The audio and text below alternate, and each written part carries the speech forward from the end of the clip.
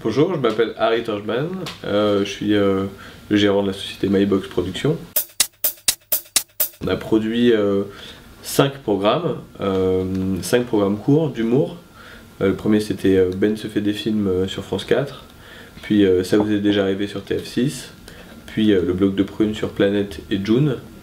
Après on a passé à la production d'un programme sur Canal+, qui s'appelait Les deux mecs qui bossent à Canal, pour enfin enchaîner sur la production de Bref.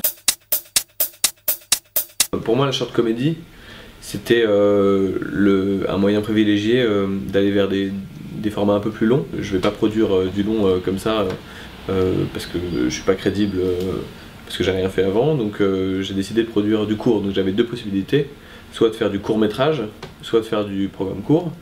Et en fait je me suis rendu compte que le court métrage c'était intéressant pour prendre de l'expérience au niveau de la gestion des équipes et tout, mais il n'y avait pas trop de liens évidents d'un point de vue du financement en particulier. Puis surtout ça générait pas obligatoirement une économie qui était suffisante pour faire tourner une boîte. Donc j'ai décidé de faire du court métrage mais pour la télé, c'est-à-dire des programmes courts. Et puis aussi surtout parce que c'est plus simple à proposer aux chaînes. Il suffit soit d'écrire des épisodes, c'est pas trop long, et c'est ce que je faisais à chaque fois, de proposer carrément des pilotes autoproduits. Aujourd'hui avec les caméras du marché, on peut arriver à une image qui soit quand même assez professionnelle.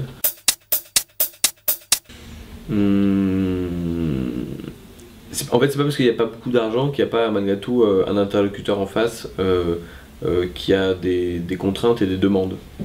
Quand je parle d'interlocuteur, c'est les chaînes en fait. Que moi quand je vends un projet, je le vends à une chaîne, et donc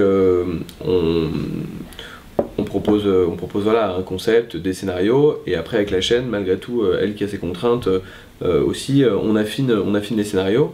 Et donc je pense que vu que les choses sont peut-être un peu moins onéreuses et que les projets coûtent moins cher, ils sont un petit peu moins regardants, disons quand même, que si c'est une grosse fiction lourde avec un enjeu très important en termes de diffusion.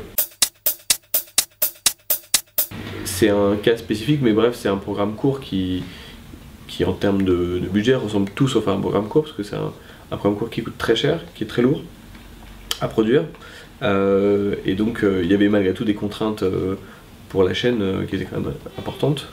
Et malgré cette question économique, la chaîne nous a laissé un champ libre assez exemplaire, quoi.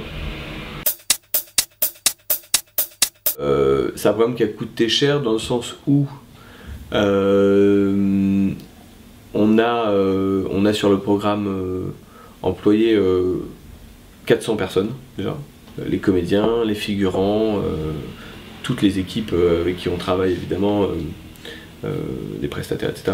Donc on a employé concrètement, on a fait 400 fiches de salaire. Donc là pour comprendre un peu ce que ça représente en termes de masse salariale, donc c'est très important.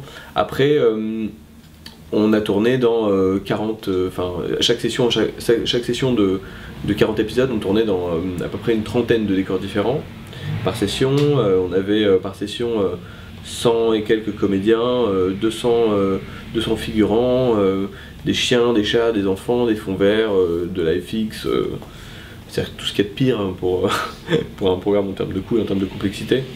Donc c'est aussi pour ça que ça coûte cher. Je sais pas si vous regardez bien le programme, il y a beaucoup de décors, c'est très diversifié. Et donc après moi mon travail en production c'est d'essayer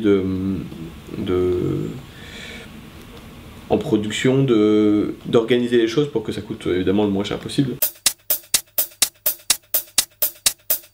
À la base, le programme, quand on a fait le pilote, moi j'avais demandé aux auteurs de ne pas penser en diffusion, c'est-à-dire que pas penser à le faire pour une chaîne. C'est pour ça que je l'ai autoproduit, que je n'ai pas proposé à une chaîne de le financer. C'est-à-dire que je l'ai fait seul, et donc l'idée c'était à un moment donné de créer quelque chose qui allait nous plaire, qu'importe la diffusion en fait, que ce soit sur internet, que ce soit en télé, que ce soit ailleurs. Donc en fait je pense que ça part de là, c'est-à-dire que l'essence du multi-support ça part du fait qu'à la base, on l'a pas créé pour un support. Disons, la première diffusion, le primo diffuseur c'était la télévision, suivi juste après à quelques secondes d'écart sur internet. Et après derrière le fait de faire une application, c'est pour prolonger l'expérience de la série sur d'autres supports. Donc on peut également regarder les épisodes sur l'iPhone ou sur tablette ou sur Android. Mais on a aussi proposé avec cette appli d'autres expériences. Voilà, le fait de, en fait, le concept de l'application, c'est de se balader dans le téléphone du personnage principal. Donc il y a tous ces contacts qu'on peut appeler. En fait, on a acheté des téléphones pour tous les comédiens de la série. On a acheté une quarantaine de téléphones qu'on leur a donné avec chacun son numéro spécifique.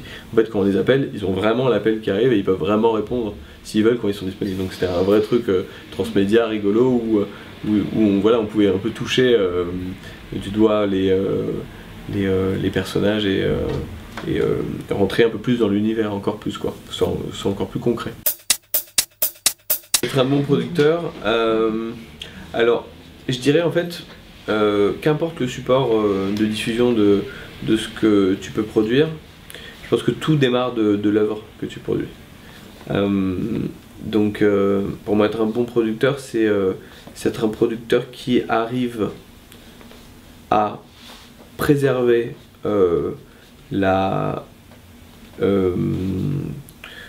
le moteur qui a fait que les auteurs ont écrit ce programme à un moment donné, de le préserver de l'écriture jusqu'à la diffusion.